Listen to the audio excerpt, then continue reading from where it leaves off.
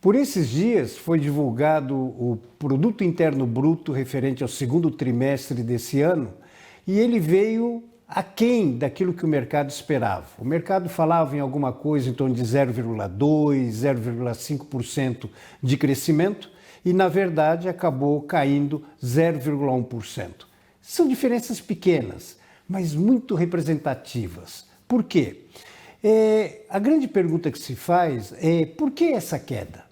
E aí, desmembrando o Produto Interno Bruto, nós identificamos as componentes consumo das famílias, gastos do governo, a formação bruta de capital fixo, exportações e importações.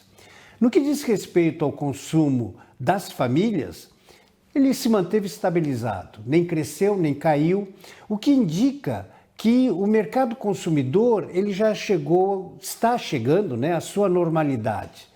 Ou seja, não há mais eventos fortes que possam eventualmente fazer com que ele cresça de maneira mais forte ou caia. O importante a ser considerado é que essa estabilidade no nível de consumo das famílias muito provavelmente se deve ao processo inflacionário que acaba comprometendo o poder de compra das famílias, ou mais especificamente falando, compromete a renda disponível. Então, lógico, preços sobem, renda permanece constante, eu tenho que inclusive começar a reduzir o nível de consumo.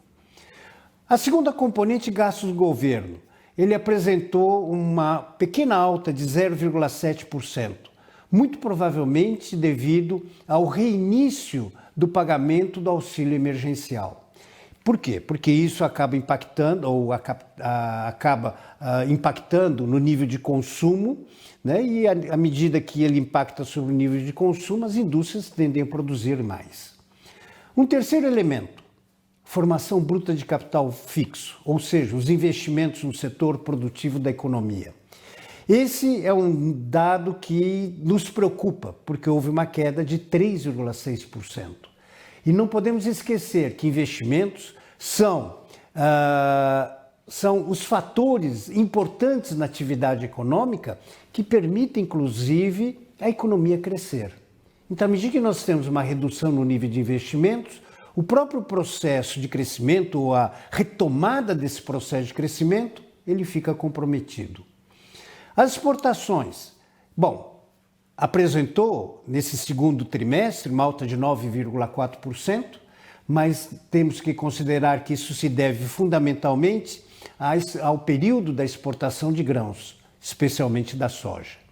Então, este é o cenário que o segundo trimestre apresentou. Entretanto, a grande pergunta que fica é: e agora? E os próximos trimestres? Como é que será este ano? E aí nós temos que considerar alguns elementos importantes.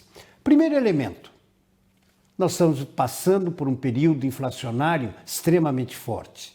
E não esquecendo que inflação, ele desarranja toda a atividade econômica, principalmente comprometendo a capacidade de consumir das famílias.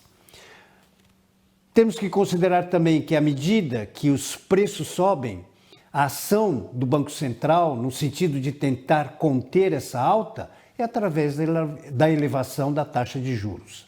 Não se esqueçam que nós estávamos naquele patamar de 2%, já hoje em 5,25%, e o próprio Conselho de Política Monetária já deixou muito claro, na próxima reunião do Copom, mais 1% de alta, ou seja, já estaremos em 6,25%. Isso sinaliza uma provável taxa de juros da ordem de 8% no final do ano. Extremamente preocupante, que de alguma maneira também acaba afetando o consumo das famílias. Um outro elemento a ser considerado, o desarranjo fiscal. Essa dívida pública, a dificuldade que o governo tem em manter os seus programas, e aí vem toda essa questão do parcelamento dos precatórios, o rearranjo de contas, aquilo que o próprio governo fala de reforma tributária. Só que, na verdade, ele apenas está tirando de um lado e colocando do outro. e não mudando, né, toda a estrutura de arrecadação do setor público da nossa economia. E um terceiro elemento, a taxa de câmbio alta, né, principalmente em função do cenário da insegurança político-institucional. E agora fomos brindados com a bandeira da escassez hídrica, ou seja, uma tarifa para energia elétrica extremamente alta, que não podemos esquecer. Ela mexe com toda a estrutura produtiva, inclusive com as despesas das famílias. Ora, considerando todos esses aspectos, a pergunta que fica no ar agora é: será que a nossa economia conseguirá atingir os 5,22% de crescimento do PIB? Hora de pensar.